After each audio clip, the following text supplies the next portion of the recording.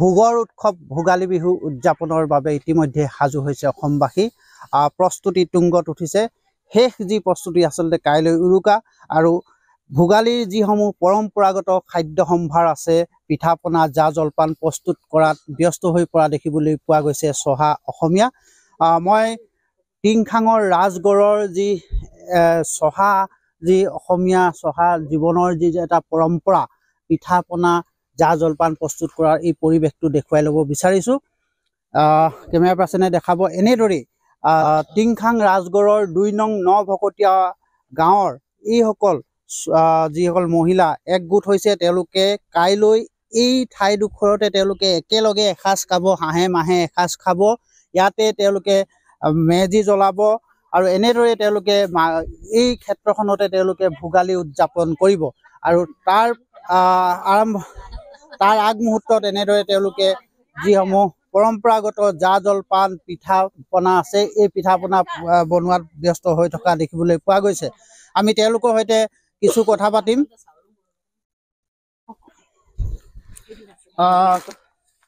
আপুনি এইটো কি? মই কাইলৈ বিহুৰ কাৰণে আজি মানে ভেলাঘৰ বনাই থকা হৈছে। সেইকাৰণে মই ইয়াত সাঁজ বাকি আছো। এতিয়া চবকে দিম এতিয়া সাঁজ। এইটো আপোনালোকে সাঁজটো খাব কাইলৈ? কাইলৈ আজি অলপ অলপ নিয়ম আৰু কাইলৈ বেছিকে খাম আৰু বিহু যে সেইকাৰণে। আৰু ইয়াত কেইঘৰ আচলতে আপোনালোকে একেলগে খাব? আমাৰ মানে কেইঘৰ মানে ৮-৯ ঘৰ মান হৈছো মানে, আৰু ইফালেও খাইছে মানে। এনেকে আমি বেছি বেছি নাই হোৱা আৰু অলপ কম কমকে হেৰি কৰিছো। মানে এতিয়া মাঘৰ বিহুত চুৰ হয় যে দূৰলৈ যাবলৈও বেয়া, সেইকাৰণে ওচৰে লৈছো আৰু অকণমান ঘন হৈছে আৰু ভেলাঘৰ বিলাক। তেনেকে আমি ৮ ঘৰ মান আছো। কাইলৈ যিটো নিশা আপোনালোকে একেলগে খাব, কি কি থাকিব? আমাৰ হাঁহ থাকিব, গাহৰি, মাছ, সাঁজ থাকিব আৰু এই পিঠা পুৰা পিটিকা হ'ব। আৰু আমি এইবোৰ গাহৰি খৰিকা দিয়া, হাঁহ খৰিকা, মাছ ভাপত দিয়া, এনেকে কৰি খাম আৰু চুঙাত দিয়া আৰু চুঙা চাউল খাম আমি কাইলৈ। প্ৰত্যেক বছৰে আপোনালোকে প্ৰত্যেক বছৰে আমি একেলগে খাওঁ এনেকে। নিশ্চয়কৈ প্ৰত্যেক বছৰে এই যি ৭-৮ ঘৰ আছে এই চুবুৰীটোৰ সকলোৱে একেলগে ইয়াত উপভোগ কৰে। আমি এই যি পিঠা পনা বনাইছে, আমি পিঠা পনা বনোৱা যি দেখুৱাবলৈ চেষ্টা কৰিছোঁ। এয়া তিল পিঠা প্ৰস্তুত কৰি আছে। বাইদেউ, কিমান মান পিঠা প্ৰস্তুত কৰিছে আপোনালোকে?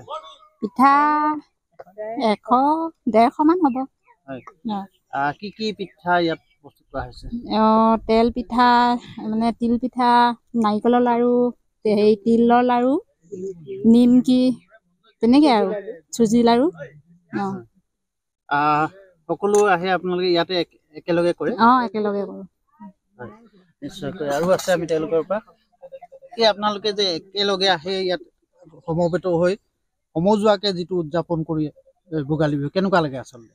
মানে যিটো ভাবিব নোৱাৰি, যিটো ফূৰ্তি লাগে।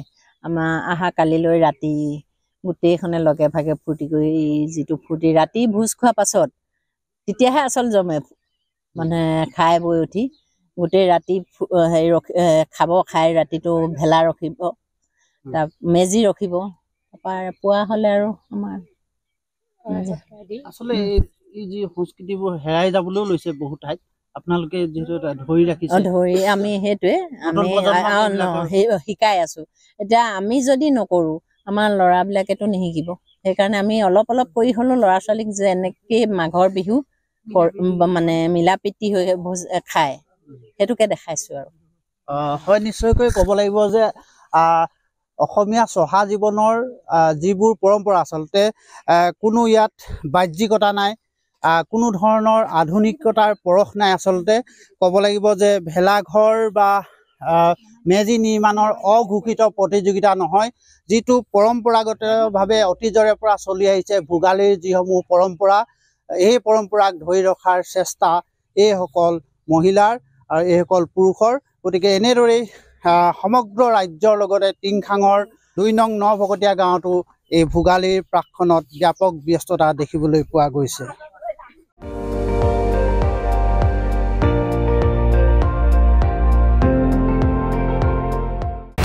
আপুনি চাই আছে ND24, সৰ্বশ্ৰেষ্ঠ নহয় সৰ্বোত্তমৰ দৌৰ।